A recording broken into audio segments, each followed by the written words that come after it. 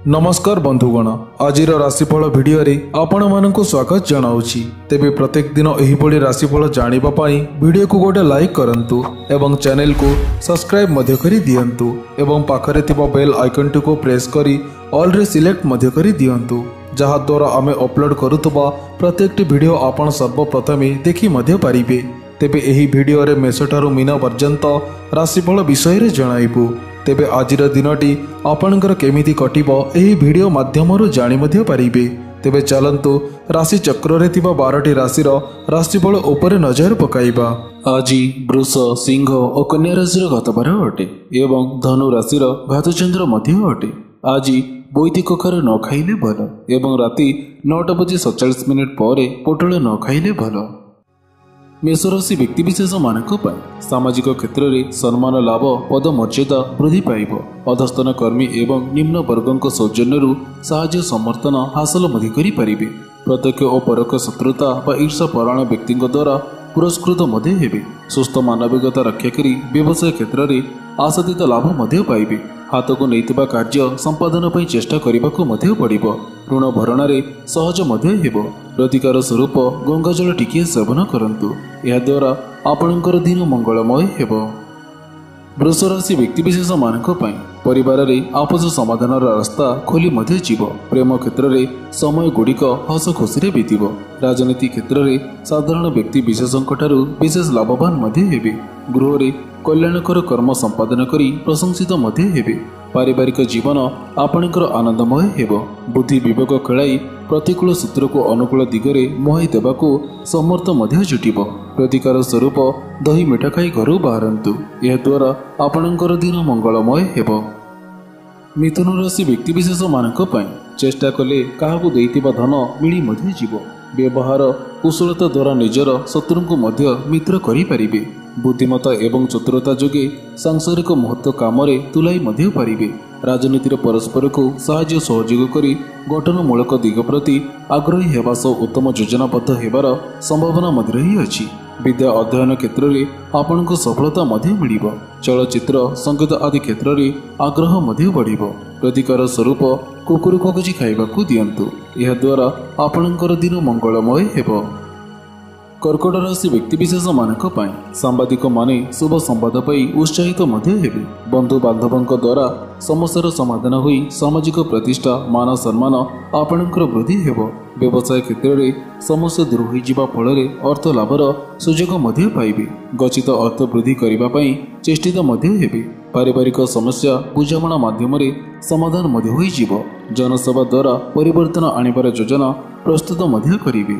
प्रतिकार स्वरूप गो माता को किछि खाइबाकू दियंतु, यह द्वारा आपणकर दिन मंगलमय हेबो। सिंह राशि व्यक्तिविशेष मानक भूत्य वाहन और भौतिक आश्चर्य साधन वृद्धि मध्य हेबो। कौन शुभ समाचार शुणिबे और हस खुशीर समय व्यतीत मध्य हेबो।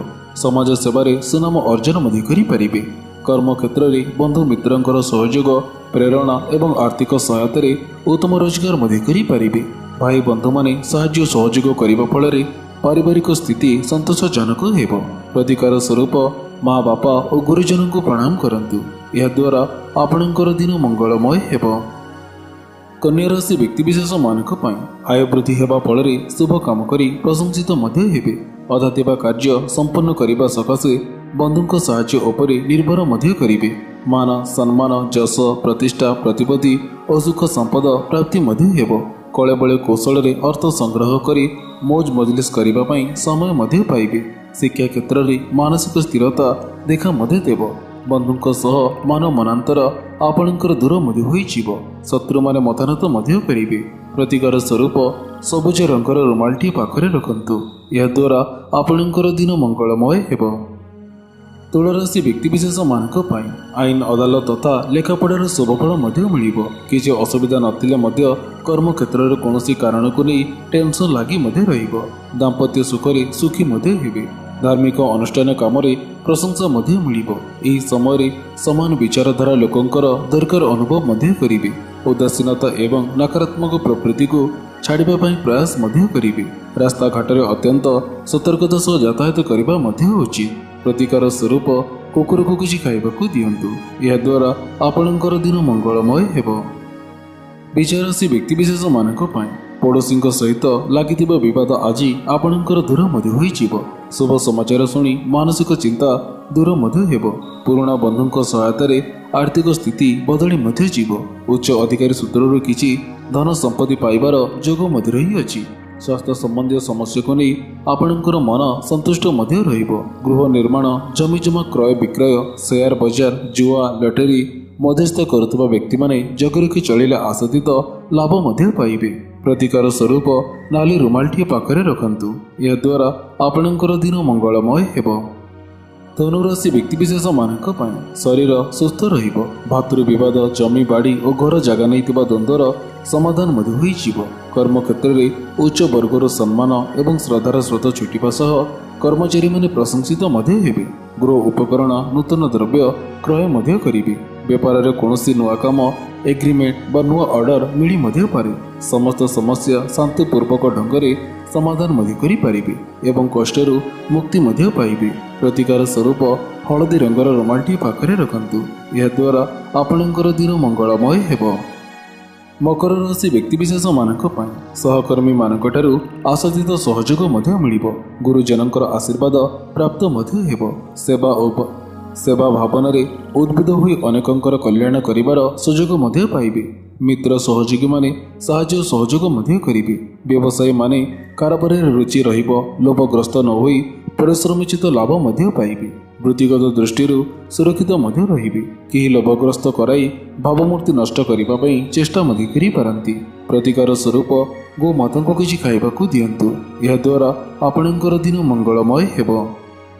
କୁମ୍ଭରାଶି ବ୍ୟକ୍ତିବିଶେଷ ମାନଙ୍କ ପାଇଁ ସାଧାରଣ ବ୍ୟକ୍ତି ବିଶେଷ ଅଧିକାଂଶ କ୍ଷେତ୍ରରେ ସାହାଯ୍ୟର ମନୋବୃତ୍ତି ଗ୍ରହଣ କରିବା ଫଳରେ ସନ୍ତୋଷ ଲାଭ ମଧ୍ୟ କରିବେ। ସାମ୍ବାଦିକତାର ଲାଭ ଏବଂ ଶୁଭ ସମାଚାର ମିଳିବ।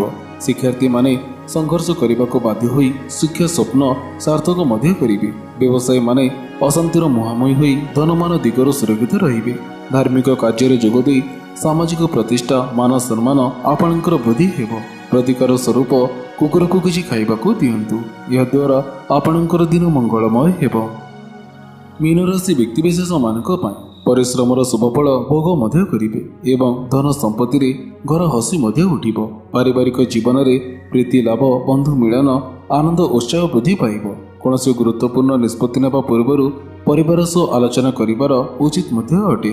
ଧର୍ମ କାର୍ଯ୍ୟ ଓ ଶୁଭ କାର୍ଯ୍ୟରେ ଯୋଗଦାନ କରି କିଛି ଅର୍ଥ ମଧ୍ୟ ବ୍ୟୟ କରିପାରନ୍ତି। ବ୍ୟକ୍ତିଗତ ସୁଖ ଦୁଃଖ ତଥା ମନର ଭାବକୁ ଠିକ୍ ଭାବରେ ଉଠାଇ ପାରିବେ ମଧ୍ୟ ନାହିଁ। ପ୍ରତିକାର ସ୍ୱରୂପ ଗୋମାତାଙ୍କୁ କିଛି ଖାଇବାକୁ ଦିଅନ୍ତୁ। ଏହାଦ୍ୱାରା ଆପଣଙ୍କର ଦିନ ମଙ୍ଗଳମୟ ହେବ। ତେବେ ବନ୍ଧୁଗଣ, ଆଶା କରୁଛି ଆଜିର ଏହି ଭିଡ଼ିଓଟି ଆପଣଙ୍କୁ ନିଶ୍ଚୟ ଭଲ ମଧ୍ୟ ଲାଗିଥିବ। ଯଦି ଭଲ ଲାଗିଥାଏ ତେବେ ଭିଡ଼ିଓକୁ ଗୋଟେ ଲାଇକ୍ କରନ୍ତୁ ଏବଂ ଏହା ସହିତ ଭିଡ଼ିଓକୁ ସେୟାର ମଧ୍ୟ କରି ଦିଅନ୍ତୁ।